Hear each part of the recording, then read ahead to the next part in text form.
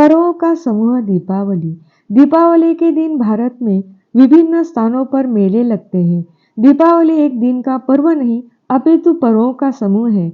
दशहरे के पश्चात ही दीपावली की तैयारियां आरंभ हो जाती हैं। लोग नए नए वस्त्र सिलवाते हैं। दीपावली से 2 दिन पूर्व धनतेरस का त्योहार आता है। इस दिन बाजारों में चारों तरफ जनसमूह उमड़ पड़ता है। बर्तनों की दुकानों पर विशेष साज सज्जा व भीड़ दिखाई देती है। धनतेरस के दिन बर्तन खरीदना शुभ माना जाता है, अतः प्रत्येक परिवार अपनी अपनी आवश्यकता अनुसार कुछ न कुछ खरीदारी करता है।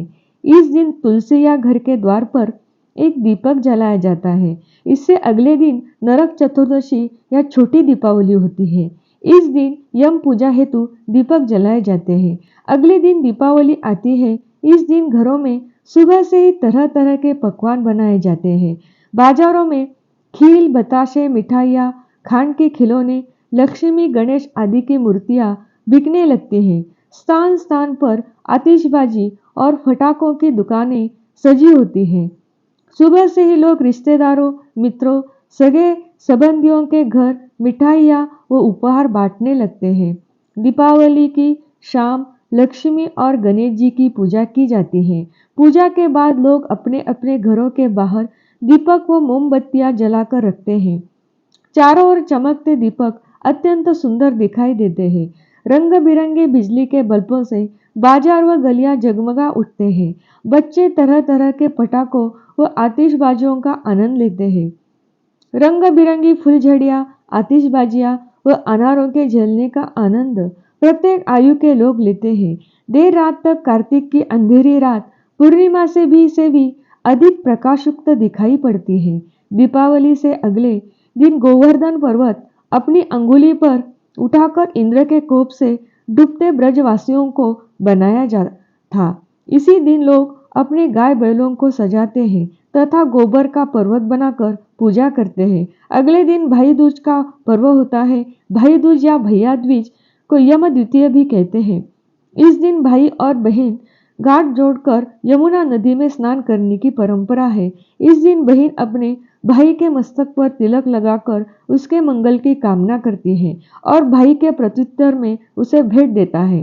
दीपावली के दूसरे दिन व्यापारी अपने पुराने बही खाते बदल देते हैं। वे दुकानों पर लक्ष्मी पूजन करते हैं। उनका मानना है कि ऐसा करने से धन की देवी लक्ष्मी की उन पर विशेष अनुकंपा रहेगी। कृषक वर्ग के लिए इस पर्व का विशेष महत्व है। खरीफ की फसल पककर तैयार हो जाने से कृषकों के खलियान समृद्ध हो जाते हैं। कृषक समाज अपनी समृद्धि का यह पर्व उल्लासपूर्वक मनाता है। परंपरा। अंधकार पर प्रकाश की विजय का यह पर्व समाज में उल्लास, भाईचारे व प्रेम का संदेश फैलाता है। यह पर्व सामूहिक व व्यक्तिगत दोनों तरह से मनाया जाने वाला ऐसा विशिष्ट पर्व है जो धार्मिक, सांस्कृतिक व सामाजिक विशिष्टता रखता है। हर प्रांत या क्षेत्र में दीपावली मनाने के कारण एवं तरीके अलग हैं, पर सभी जगह कई पीढ़ियों से यह त्योहार चला आ रहा है। लोगों में दीपावली की बहुत उमंग होती है। लोग अपने घरों का कोना कोना साफ करते हैं, नए कपड़े पहनते हैं, मिठाइयों के उपहार एक दूसरे को बांटते हैं, एक दूसरे से मिलते हैं। घर में सुंदर रंगोली बनाई जाती है, दिए जलाए जाते हैं और आतिशबाजी की जाती है। बड़े छोटे सभी इस त्योहार में भाग लेते हैं। अंधकार पर प्रकाश की विजय का यह पर्व समाज में उल्लास, भाईचारे व प्रेम का संदेश फैलाता है। हर प्रांत या क्षेत्र में दीपावली मनाने के कारण एवं तरीके अलग अलग है, पर सभी जगह कई पीढ़ियों से यह त्योहार चला आ रहा है। लोगों में दीपावली की बहुत उमंग होती है। सबसे पहले चौकी पर लाल कपड़ा बिछाए, लाल कपड़े के बीच में गणेश जी और लक्ष्मी माता की मूर्तियां रखें।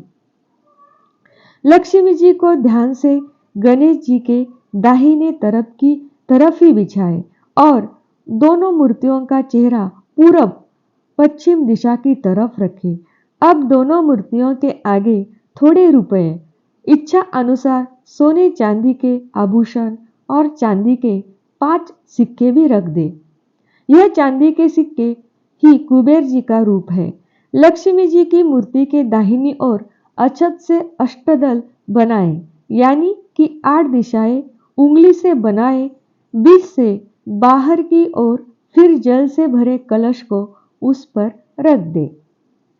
कलश के अंदर थोड़ा चंदन, दुर्वा, पंचरत्न सुपारी, आम के या केले के पत्ते डालकर मौली से बंधा हुआ नारियल उसमें रखे। पानी के बर्तन यानी जल पात्र में साफ पानी भरकर उसमें मौली बांधे और थोड़ा सा गंगा जल उसमें मिलाए। इसके बाद चौकी के सामने बाकी पूजा सामग्री की थालियां रखे। 2 बड़े दिए में देसी घी डालकर और 11 छोटे दिए में सरसों का तेल भरकर तैयार करके रखे। घर के सभी लोगों के बैठने के लिए चौकी के बगल आसन बना ले। ध्यान रखें, ये सभी काम शुभ मुहूर्त शुरू होने से पहले ही करने होंगे। शुभ मुहूर्त शुरू होने से पहले घर के सभी लोग नहा कर नए कपड़े पहनकर तैयार हो जाएं और आसन ग्रहण करें। आतिशबाजी दुनिया के अन्य प्रमुख त्योहारों के साथ ही दीपावली में भी आतिशबाजी की जाती है। आतिशबाजी को खुशियों को दिखाने का एक माध्यम भी माना जाता है, लेकिन इसके कारण पर्यावरण और स्वास्थ्य पर प्रभाव चिंता योग्य है। वायु प्रदूषण विद्वानों के अनुसार आतिशबाजी के दौरान इतना वायु प्रदूषण नहीं होता जितना आतिशबाजी के बाद, जो आतिशबाजी के पूर्व स्तर से करीब 4 गुना बदतर और सामान्य दिनों के औसत स्तर से 2 गुना बुरा पाया जाता है। इस अध्ययन की वजह से पता चलता है कि आतिशबाजी के बाद हवा में धूल के महीन कण PM 2.5 हवा में उपस्थित रहते हैं। यह प्रदूषण स्तर एक दिन के लिए रहता है और प्रदूषक सांद्रता 24 घंटे के बाद वास्तविक स्तर पर लौटने लगती है। अत्री एट अल की रिपोर्ट के अनुसार नए साल की पूर्व संध्या या संबंधित राष्ट्रीय के स्वतंत्रता दिवस पर दुनिया भर आतिशबाजी समारोह होते हैं, जो ओजोन वायु के परत में छेद के कारक है। जलने की घटनाएं दीपावली की आतिशबाजी के दौरान भारत में जलने की चोटी में वृद्धि पाई गई है।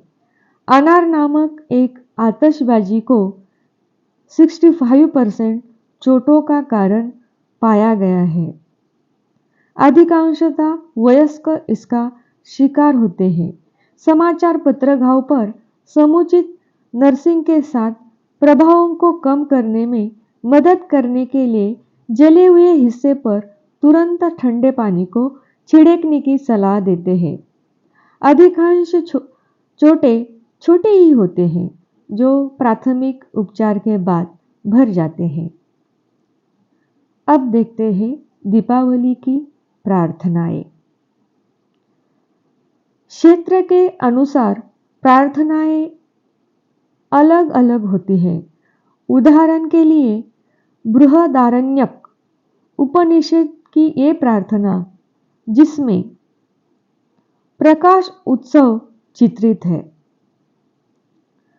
असतो मा सद्गमय, तमसो मा ज्योतिर्गमय, मृत्युर्मा अमृत गमय। ओम शांति शांति शांति। अब इसका अनुवाद होता है, असत्य से सत्य की ओर, अंधकार से प्रकाश की ओर, मृत्यु से अमरता की ओर हमें ले जाओ। ओम शांति शांति समाप्त। तो दोस्तों, ये थी दिवाली की आखिरी कहानी। आपको कैसी लगी? अच्छी लगी तो लाइक कर दीजिए, शेयर कर दीजिए, चैनल को सब्सक्राइब कर दीजिए। धन्यवाद।